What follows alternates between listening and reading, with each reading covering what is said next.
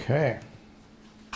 We're going to do a little bit of repeat from last week, just so that we have a smoother transition into where we're going to head. So, from last week, we learned that we had these 4 different empires. Remember, the Babylonians and the Medes took over the Assyrians, and then had an alliance, the Babylonians with the Egyptians. And then what happened was that the Medes went and took over Lydia when Cyrus became king of Persia. And then he went in and he took over Babylon as well.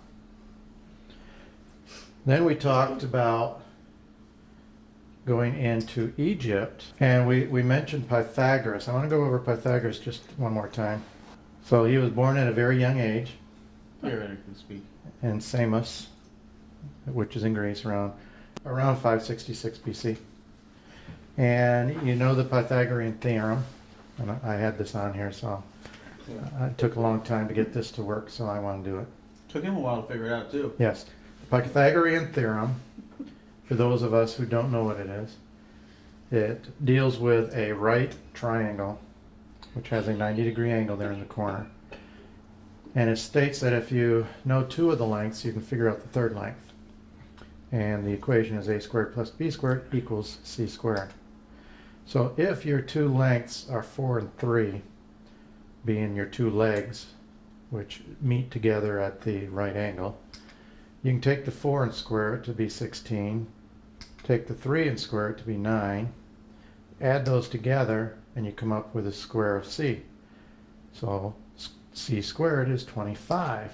You take the square root of 25 and c becomes 5.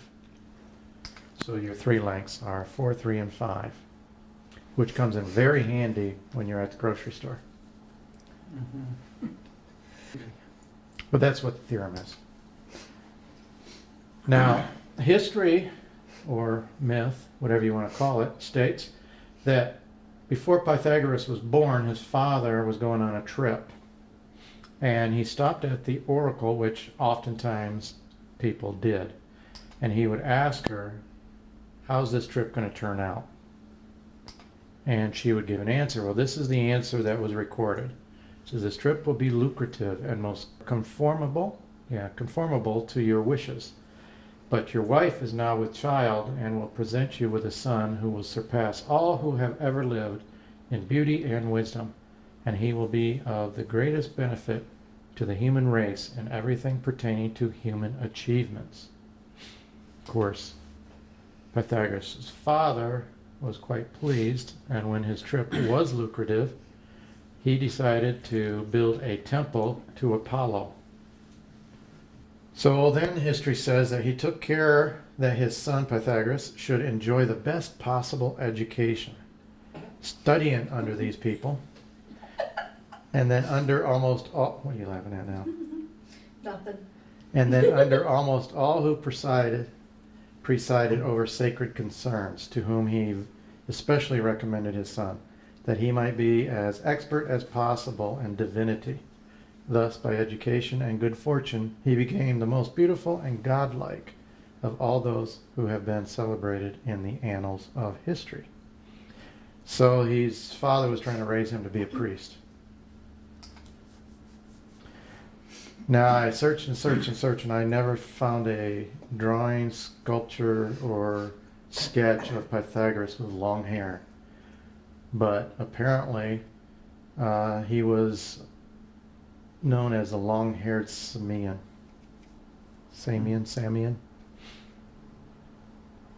And by the multitude was given credit for being under divine inspiration.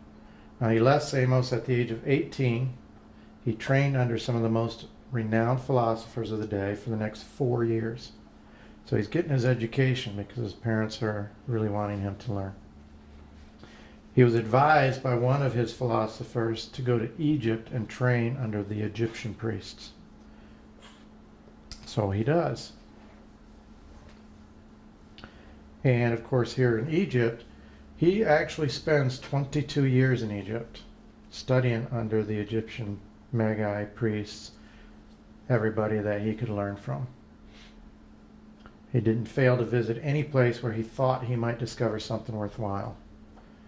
So after 22 years in sanctuaries of temples, studying astronomy and geometry and being initiated in no casual or superficial manner in all the mysteries of their gods. And then we go back to the story about the eye doctor in Persia. Cambyses needs an eye doctor. Mm-hmm. So he calls up Egypt, the Pharaoh of Egypt, Amasis, says, hey, I need your best eye doctor. And of course the eye doctor, can you interpret that for me, David? Sorry, my eyes don't work that well. Now his eye doctor says something like, hey, why me? I have a family here. So he's not real happy about having to go. And once he gets there, he's got it in his mind for revenge. And he comes up with a plan to at least upset Pharaoh. And he asks Cambyses, or suggests to Cambyses, to request that Amasis send him a wife. And of course Amasis, as you remember from last week, didn't want to send his daughter, but he had a princess from the previous administration. After he had killed the rest of the family, he dressed her up and passed her off as his daughter to Cambyses. Of course, Cambyses finds out. He's not happy about it. So he decides he's going to go and invade Egypt, but before he invades, he has a dream. And that dream tells him that his brother Smrti would sit on his throne. So before he leaves, he has his assistant Prazaspes murdered him. Of course, this was done in secret. The only two people who knew about, well, three people, would have been Prazaspes and Cambyses, and of course Smrti, who couldn't talk afterwards. Now Cambyses invades Egypt, and while he's there, news arrives that there's an imposter posing as Smrti claimed to the throne. Of course, the people writing the news article, sending the news, thinks that it really is Smrti, telling the king that, hey, your brother has taken your throne. But of course he knows it's an imposter because he had Smrti killed. While he's in Egypt, he finds Pythagoras. Because Pythagoras, remember, we just said, traveled to Egypt to study underneath the Magi, and he was there for 22 years. So Cambyses leaves Egypt to confront the imposter, and he takes Pythagoras with him, because Pythagoras is a Greek, and they control the territory where Pythagoras is from. On the way back, Cambyses accidentally stabs himself in the leg, he gets infected, and he dies before he can get back to Persia. Pythagoras goes and he ends up in Babylon. He stays there for the next 12 years studying underneath the Babylonian Magi. Okay, now that's, I believe, where we ended up. So the situation that we have, Cambyses is dead. His reign lasted 6 years, 5 months. Pythagoras is in Babylon. Smrti, the Magian, is on the Persian throne. The Magians are the priests of Persia, not of Babylon. And we're looking at around 522, and now Persia has extended into... Well, the false Smrtis. The false Smrti is on the throne. Mm-hmm. And now Persia has extended into Egypt and controls all of that territory. Of course, during this time, the Israelites have had no issues with anybody. There's nothing in the Bible during this time. There's nothing in the historical archives about Persia having problems with Israel. So it's been very quiet many, many years for the Israelites. Well, they weren't really even sort of a nation at that point, right? No, now they're just a city. Right. And they have a governor over them, but they don't have a king. Right. And we know that, well, we'll know what they'll do in a minute. I'm not going to Is jump that during in. the time without prophets? No. This whole book goes to that point. Okay. And once we get done with this book, we'll be at that point, but we're not done with the book, so this is before that time. They still have prophets. Jeremiah is still there. Mm-hmm. Well, he might not be there now, but there are prophets. So anyway, they're still practicing their faith and their customs. Just now they're doing it throughout Persia. All right, so now we're going to move into some new areas. There's a conspiracy going on over in Persia because we have a fake king. So Otane is Cambyses' uncle, sister of his mother, or brother of his mother. Now he's suspicious of the impostor. And his daughter, who was the wife of Cambyses, so strangely enough, he married his cousin. Mm-hmm. She was taken by the impostor. All of his wives and his mother was taken by the impostor. She then confirms the impostor because he had no ears.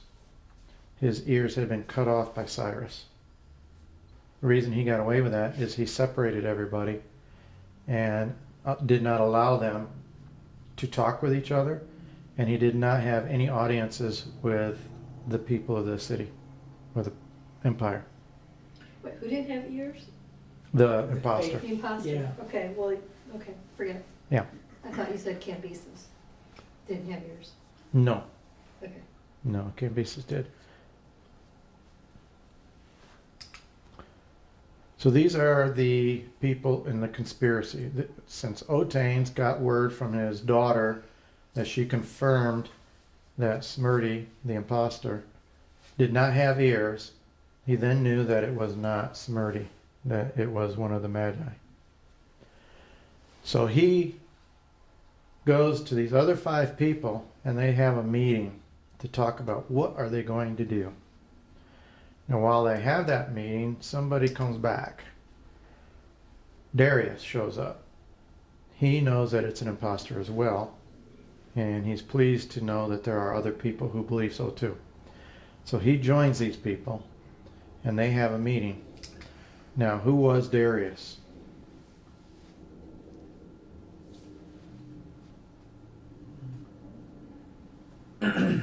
He was a king, but where was he a king At this time, he's not a king. at? Okay. Was he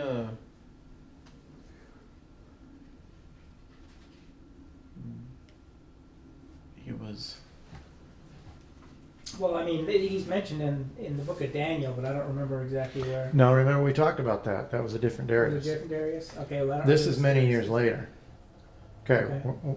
Darius, remember back when Cyrus took over Persia and then he claimed the title King of Persia? I'm sorry, he took over Mede. So when Cyrus took over Mede as King of the Medes, he took on the name King of Persia. Mm-hmm. Well, there was a territory in the Median Empire called Persia, and there was a vassal king over Persia, Arsames. So this is the family tree. So on the left you have the Median Empire. In the middle you have the kingdom, the kings of Anshan, which is a territory within the Median Empire. And on the right you have the territory of Persia, which is also a territory in Media. All right, so Darius, his grandfather, was the king of Persia when Cyrus took the title of Persia. So he has a vested interest in taking. He it has back. a interest in the Persian Empire. Mm-hmm. Now, if you think about it, his family ancestry was the king of Persia, so he has Persian royal blood in him, Mm-hmm. and he would probably like to become the king of Persia. Now, of course, Cyrus, his ancestry comes down the line of the king of Anshan and the Medians, because Cyrus's father, Cambyses I, married Astyages' daughter. Of course, remember, Cyrus took the kingdom from Astyages. Mm-hmm. So there's that family history there. And down underneath Cyrus II, you see Cambyses, who just died by stabbing his leg. And then you have the imposter. Mm-hmm. He's not actually an ancestor of Cyrus, but he's pretending to be the son of Cyrus. Mm-hmm. Now, on a side note, Cambyses' brother's name was actually Bardia in Persian. His name Smrti was from the Greeks. And of course, this is being told by Herodotus, the Greek historian, so he uses the name Smrti through this whole thing. The imposter's name was Gamada, the Magian, whose ears were cut off by Cyrus II, the son of Cambyses I, the king of Anshan. So what relationship, when we talk about he was a magi, whatever. Mm-hmm. What relationship does that have to the ones that I've heard that, like Daniel kind of had a group of people that were called the Magi, and then of course the three guys, or the supposedly three guys that came with the gold, frankincense, and myrrh. What is it? I don't know if it's a relationship or just a title. Okay, so they may not be related at all in terms of. Yeah, I think the word Magi, and I haven't looked this up, but I think that's just a title for priest or wise man or Okay. someone with knowledge. Okay. But it seems to be a group of people with that title. Because you see it everywhere. In Babylon, you see it. In Persia, you see it. And we're going to see it here when this conspiracy takes hold. Right. Okay, so the great conspiracy. Darius arrived knowing of the impostor and joined the other six, pleased that he was not alone. Then they plot against the impostor. Now, Prezaspes, he's the one that killed Smrti. Mm-hmm. Now, he was instructed by the impostor and the other magi to confirm his right to be the king to all the people of Persia and to tell them that he was, in fact, the son of Cyrus. But he comes clean. Now, they set him up on this wall to talk to the people. And he gets up there and he actually comes clean about murdering Smrti, and he's very sorry about what he did. And he jumps off. And he kills himself. Now, Smrti then is killed by the 7 conspirators. The same night that this happened, that Prezaspes kills himself. Actually, what the history says is that while the conspirators were on their way to commit this act, that's when Prezaspes jumps off the wall, kills himself. And they hear about it on their way and decide they're going to still go and do it.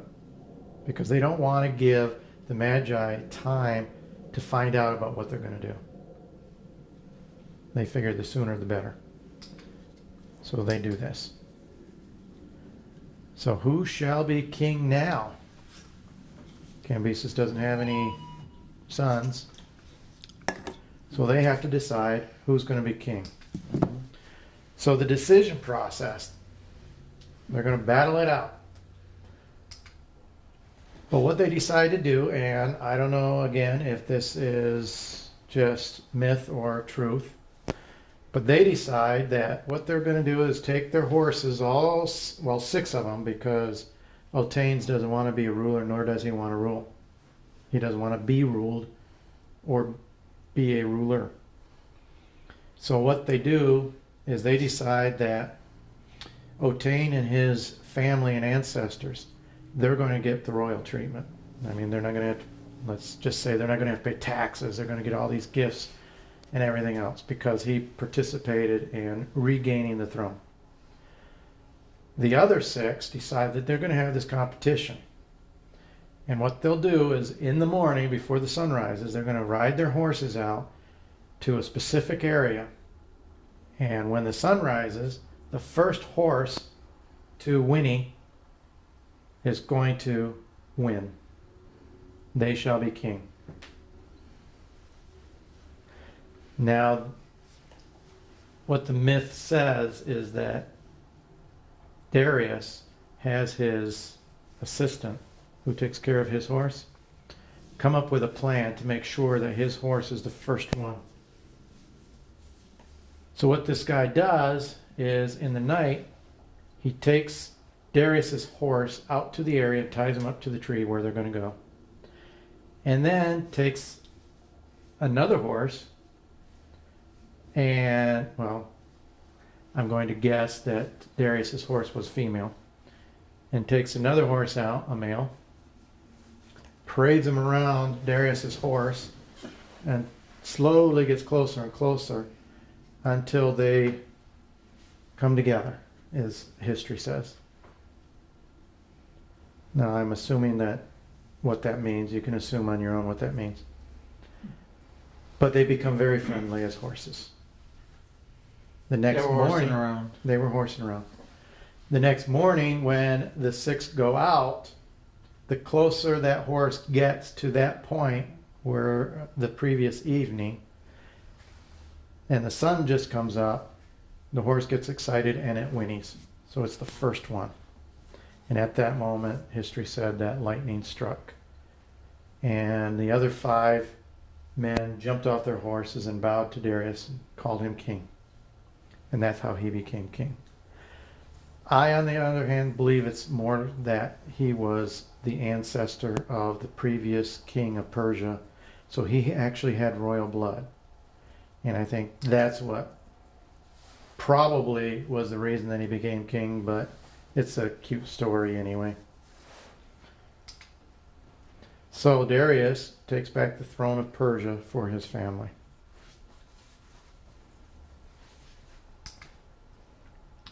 On a side note, at this time in Sparta, Leonidas is born. You know who Leonidas was? Yeah, I heard of him. You heard of him? Was that the movie, The 300? Was that? Yeah. Yeah. The king of Sparta, who was involved in that. He wasn't in the movie, but He wasn't? no, he wasn't in the movie. He'd be But there really was old an if he actor was. playing him in the movie. He'd be really old if he was. I just wanted to specify that because I know you, David.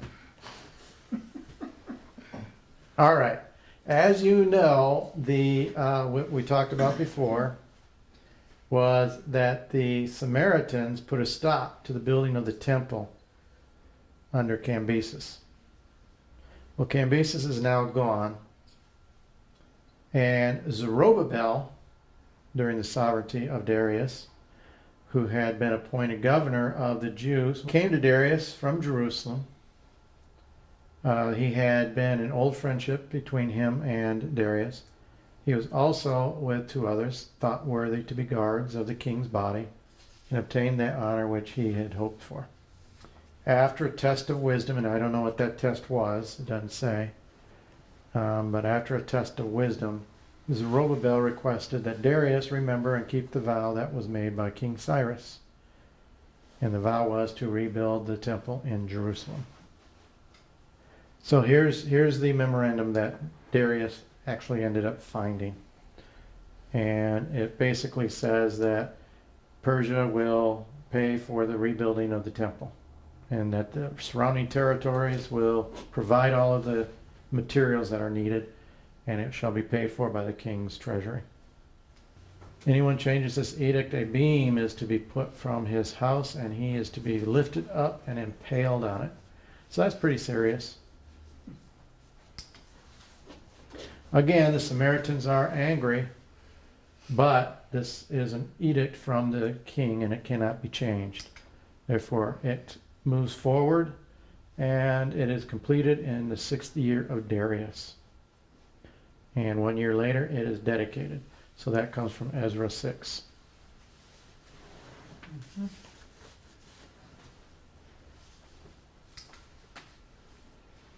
In 510 BC, Pythagoras returns to Samos and builds a school known as the Pythagoreans. So after he gets back a few years later, about 8 years later, he's not actually there in Ionia, but there's a revolt that's starting to take place. It's a small revolt at this point. And a few years later, it gets a little bit bigger. And the Aristogoras, he's sort of the person in charge over there in Ionia. He goes to Sparta and he tries to get the king at that time, which is Cleomenes, the father of Leonidas, to help them with the revolt. Now he goes all the way to Sparta to ask for help, and he brings a map with him. And he lays it out there on the table, and he says, "Look, if you help us, you can have this, you can have this, you can have this, and all the way down here at the king's city is all this gold, silver. You can have anything you want."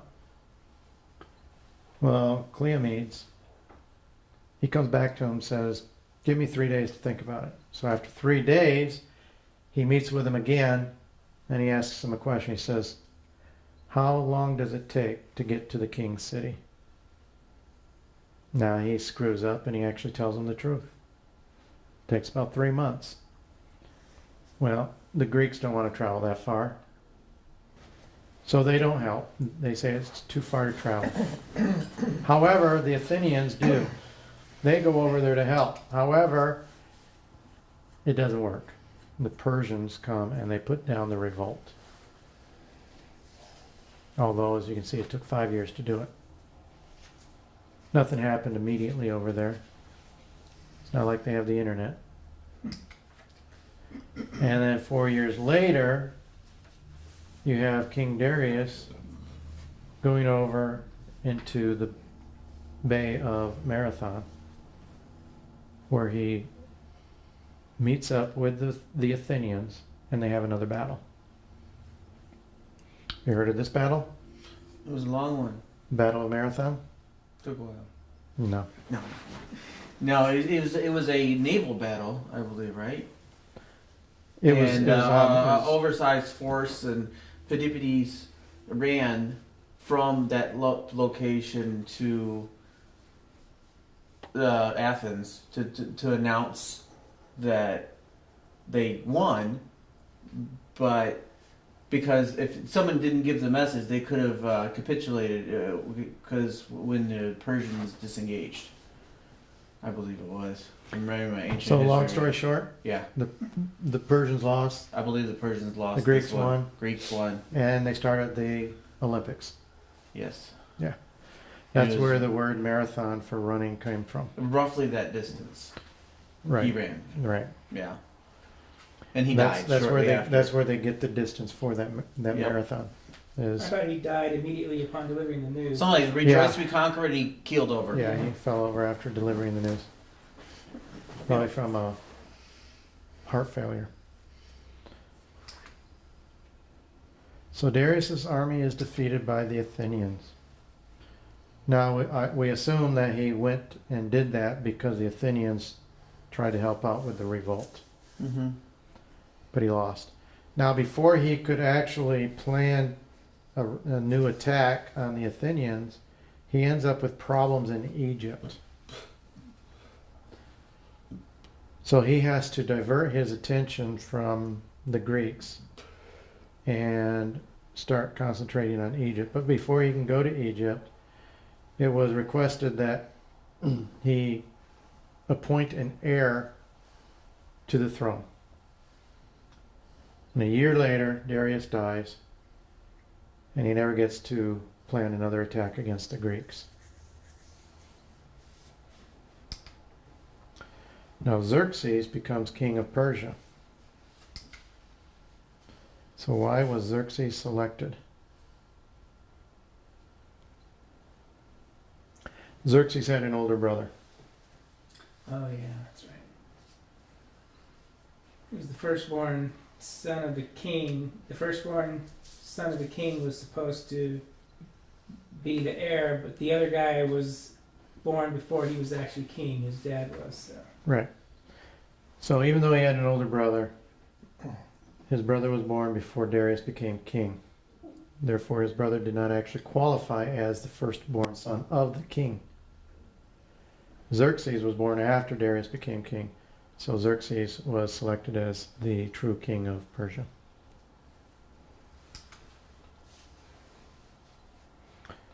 So again, during the reign of Darius, we really have no conflict in Jerusalem, and nothing really except for Zerubbabel requesting to have the temple rebuilt.